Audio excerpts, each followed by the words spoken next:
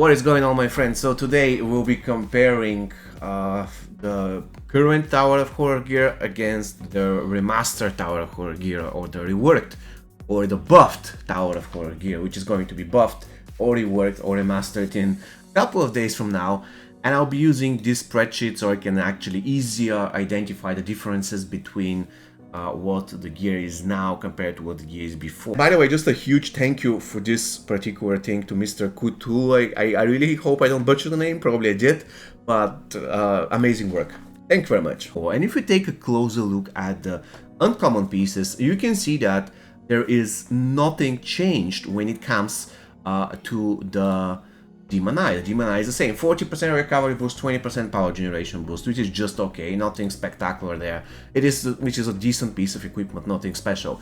The Death Rattle, it keeps the opponent critical hit chance reduction. However, instead of recovery boost, it gets 20% max scale boost. In my opinion, I believe that the stats before the rework were better. I would rather take 50% recovery boost compared to 20% max health boost, but still, it's not really an amazing piece. Both variations, so you shouldn't worry about it.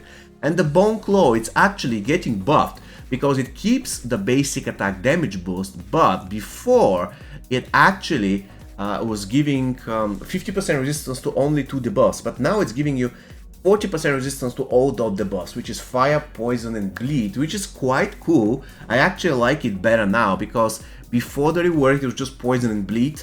The resistance is decreased from 50 to 40, but now it also gives to Fire. So in my opinion, it is a W. So if I have to summarize, guys, the uncommon pieces of this tower are nothing exceptional. In my opinion, the Bone Claw after the rework is the best. Resistance to all debuffs, 40%, it's quite cool. So definitely the best piece out of the blue pieces. Now, the Witch Ward, Meat Cleaver and Bloodsucker. Oh my god, and the Meat Cleaver looks so good. So let's see, let's take a look at the spreadsheet and see where is the biggest. Oh my god, look at this, that's a huge change.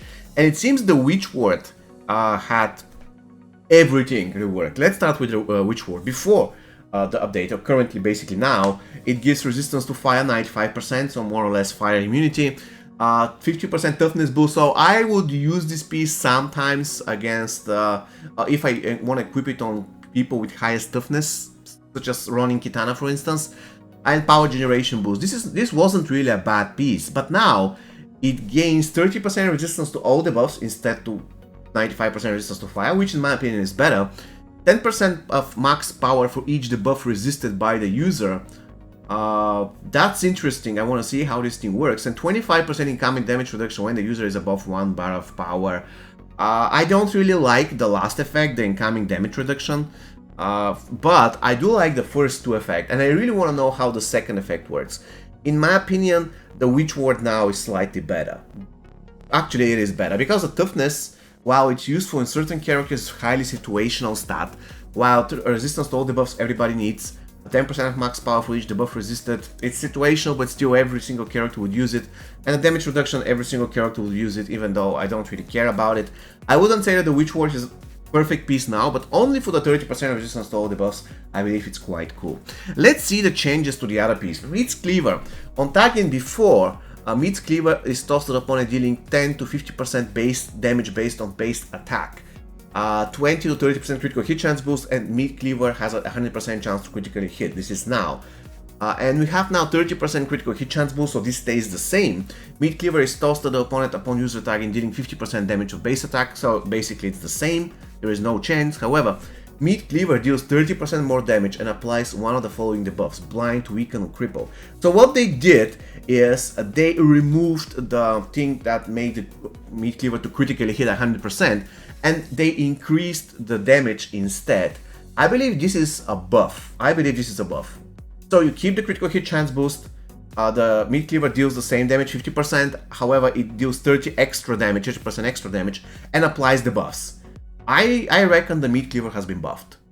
In my opinion, it's better, because if you already have 30% getting from the Meat Cleaver, and you have the talent that gives 17% critical hit chance, you almost have 50% already. So it won't be very difficult to get it up to 80 or 90 so that the Meat Cleaver can critically hit more or less every single time. So this is a W, I really like it. And now, the Bloodsucker, look at it. 25% power generation boost, that's always great. 40% chance to apply bleed to an opponent on special attack, very good. Heal for 5% of max health for each bleed applied or resisted by the opponent. What do you mean, applied by the opponent?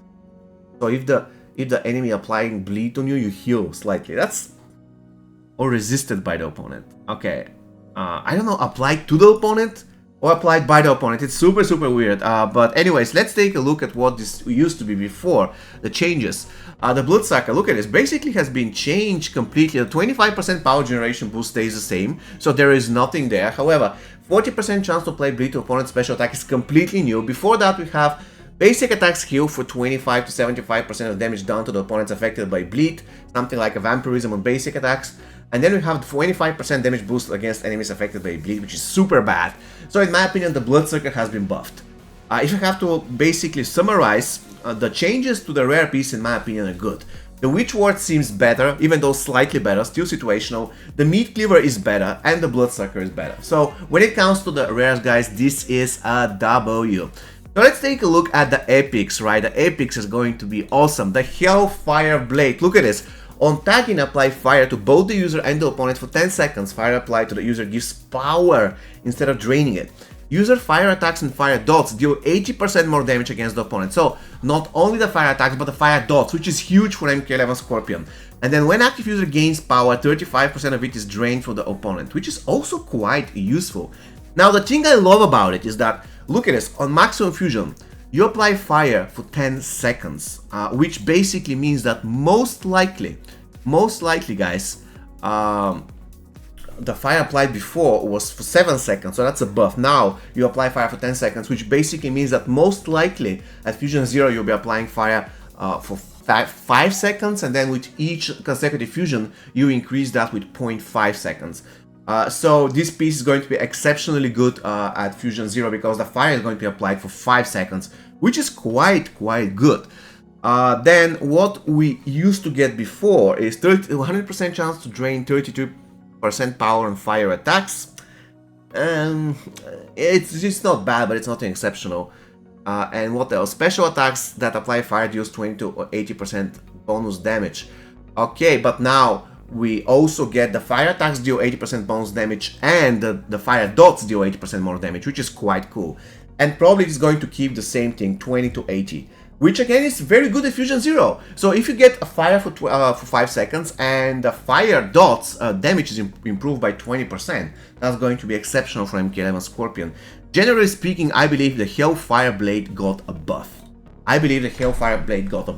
The Wailing Spirit. Steal 50% of the opponent max power upon user attack in. Okay. 100% chance to obtain slow after performing special attack 1, so that's basically guaranteed slow on SP1. 30% of the power stolen from the equipment is distributed to the teammates. What it is now? Let's see. Wailing Spirit. On target power drain 0.2 to 1.2 bars of power. So it's kind of reworked. 30 to 8% chance to steal 50% of the enemy power at the start of the match. Okay. And steal 50% of power drain on tagging. I cannot say whether this is buffed or nerfed. In my opinion, it's not step forward, it's not step backwards, it's step sideways. It feels different. It has the same thing, but it's a little bit goes to the left or to the right. It doesn't go up or back. I cannot say anything about it. It's like, I don't really use that piece. I'm not a super proficient user of that piece, so I cannot really comment. I believe it is just step to the left or the right. It's not step backwards, it's not step forward. Alright, the Living Dead. Once per match, resurrect after being defeated and gain invulnerability and 100% unblockable chance on basic attack for 8 seconds.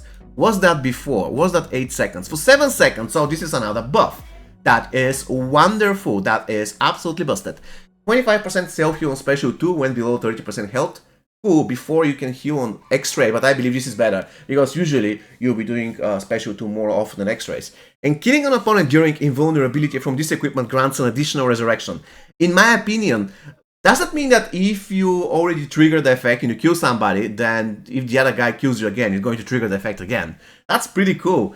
In my opinion, this is a huge buff. This is a huge buff for the Living Dead, because the FX effect before applied bleed to the opponent when resurrecting was trash. Now it's much better, and the invulnerability is buffed by 1 second. So in my opinion, the Living Dead, a huge buff. So far we have buff on the Hellfire Blade, buff on the Living Dead, and the Wailing Spirit is like, I cannot decide, really, I cannot decide. 3%, 50% basic attack unblockable chance, 75% chance to gain luck on combo ender, wow. 75% chance to apply team curse on tagging and every 10 seconds while the user is tagged in. I believe this is a huge, a massive buff. A massive buff, because basically if you have the living, if you have the Reaper's End, you forget about everything else. You forget about critical hit chance, basically you're going to get luck. You forget about actually don't forget about critical hit damage, but you gain extra thanks to the fact that you're applying curse. And all you need to stack critical hit damage. And you also, on top of everything, you get unblockable chance. So this is going to be super good piece. Exceptionally good piece. And what it used to be before, 75% chance to play curse on combo ender actually stays, but on that, but you also apply it on tag in, and you just every 10 seconds. So you don't apply it on combo ender. The unblockable chance on basic attacks is here, and the critical hit chance boost, instead of 30%, you gain luck on combo ender. So the only problem I have with that piece is that it won't be that great at Fusion Zero. However, if you manage to max it out, it is going to be godlike. So if I have to summarize, there is a buff to the Hellfire Blade, Living Dead, and the Reaper's End. I absolutely love it. There is a buff to each and every one of the blue pieces, and when it comes to the green pieces, in my opinion, there is a buff to the Bone Claw, even though the Bone Claw basically is the best green piece, the rest are just okay. Please let me know what you think down below in the comment section, especially if you have these pieces maxed out already and you'll be using them. Please let me know what you think, and see you in the next one. Take care.